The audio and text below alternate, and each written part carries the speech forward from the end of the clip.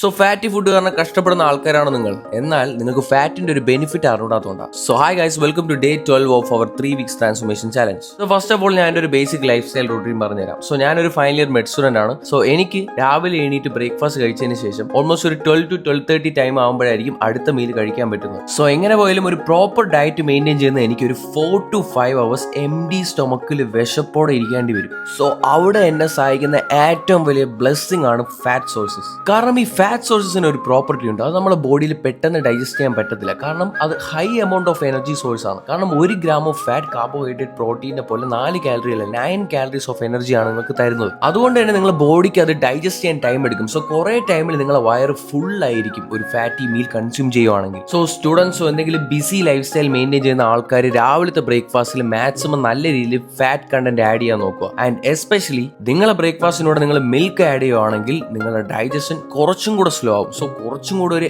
M T സ്റ്റൊമക്കിന് പകരം ഒരു full feeling നിങ്ങൾക്ക് കിട്ടും. എന്നെ മെയിൻലി ഹെൽപ്പ് ചെയ്യുന്ന ഒരു സിമ്പിൾ സ്മൂതി റെസിപ്പിയാണ്. സോ അതിൽ അത്യാവശ്യം നല്ല രീതിയിൽ പ്രോട്ടീൻ ഉണ്ട്, നല്ല രീതിയിൽ ഫാറ്റും ഉണ്ട്. സോ ആ റെസിപ്പി നിങ്ങൾക്ക് വേണമെങ്കിൽ ജസ്റ്റ് എന്തെങ്കിലും കമന്റ് ഈ വീഡിയോയിലോട്ട് ഞാൻ നിങ്ങൾക്ക് ഫ്രീ ആയിട്ട് അത് അയച്ചു തരാം. അപ്പോൾ നിങ്ങൾക്ക് അറിയാം എല്ലാ ന്യൂട്രിയൻസിലും ഒരു ഹെൽത്തി സോഴ്സ് ഉണ്ട്, അതുപോലെ തന്നെ ബാഡ് സോഴ്സ് ഉണ്ട്. അപ്പോൾ ഹെൽത്തി ഫാറ്റ് സോഴ്സസ് എന്തൊക്കെയാണ്, ഒരു നോൺ ഹെൽത്തി ഫാറ്റ് സോഴ്സസ് എന്തൊക്കെയാണ് നമുക്ക് നെക്സ്റ്റ് ഡേയിൽ പഠിക്കാം. So see you guys on next day.